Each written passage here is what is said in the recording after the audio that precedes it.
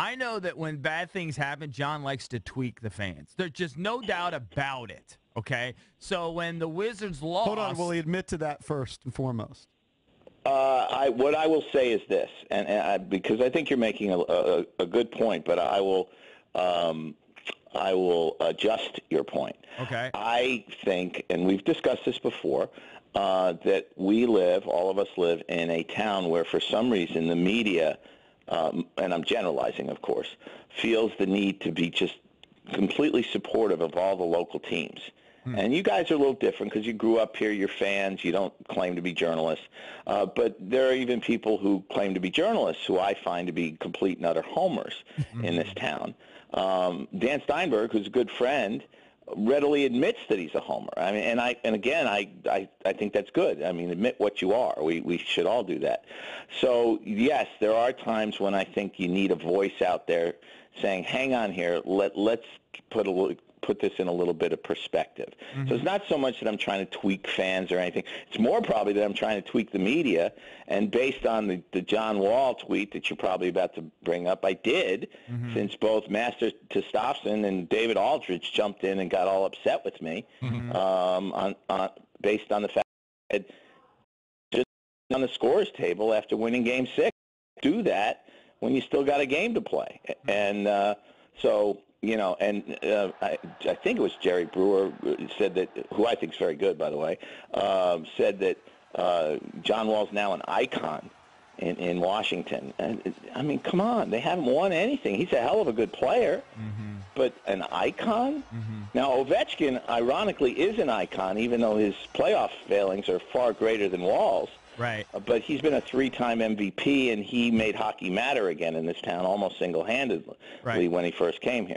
But I think there is some nuance to being a fan, though, John, that maybe you're overlooking. Like, for example, we're all different. All of us are different fans. I'm the biggest homer here, I think. I'm a fan of all of the home teams. But I also think I'm as critical of the home teams as anybody. That's part of being a fan is so we sort of embrace Well, yeah, what I will say is fans often go overboard the other way when they get frustrated. Right, absolutely. But there is a tendency, if you're a fan, you look at it through the prism of my team. And there's absolutely nothing wrong with that. I try to make the point that there's a difference between being a fan and being a member of the media.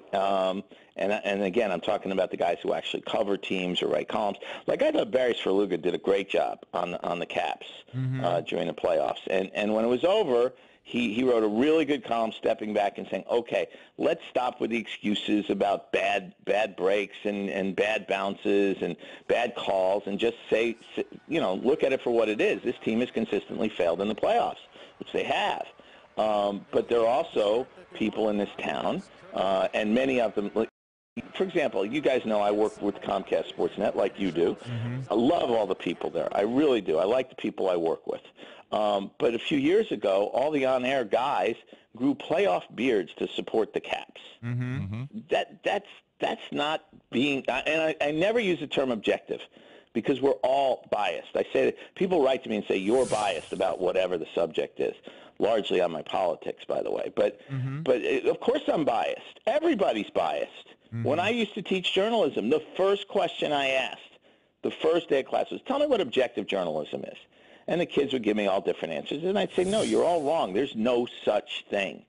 But we have to be aware of our biases and try to be fair. That doesn't mean we succeed all the time, but we try. Looking at Cakes right now, you'd think the Caps are still in the playoffs. Had shaved well, yeah, he looks well, he's getting ready for October. The opener's not that far away. I'm just lazy. I don't like shaving. Well, let me hey, ask you this. John, real quick. I don't blame you for that. Let me ask you this. Do you have a problem? I'm sure you're not going to name them. Do you have a problem? So you say you love everybody at CSN. That's fine. I do. I mean, all the people I work with. Yeah, I don't know everybody. Do you have a problem with anybody at the Golf Channel? No, as a matter among the people I work with. Yes. Well, no, I mean the great thing about working at the Golf Channel for me, and I've done it now, is that the people I have, the people and the people behind the cameras, the producers, have been terrific. And it doesn't mean we don't disagree. I mean, there's nobody I respect more than Brandel Chambly.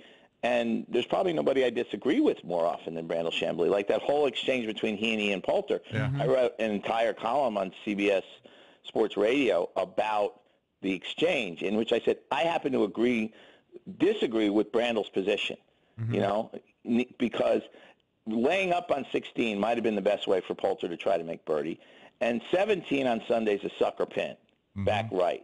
So I thought Poulter did the right thing. Brandel criticized him for not playing to win, for playing for the second-place money, which, by the way, means he's got his card for next year. Yeah, it's big. But Ian, who I liked very much, tweeted back at Brandel like, you know, oh, yeah, you were such a great player. And, you know, sitting on your arse, A-R-S-E, is really a hard thing to do, to sit there and criticize people. Well, that's the old you never played the game cop-out. Now, Brandel did play. He was on the tour for 15 years. He won on tour. Just, you know, solid player. He wasn't nearly as good as Ian Poulter, which was the point Poulter was making.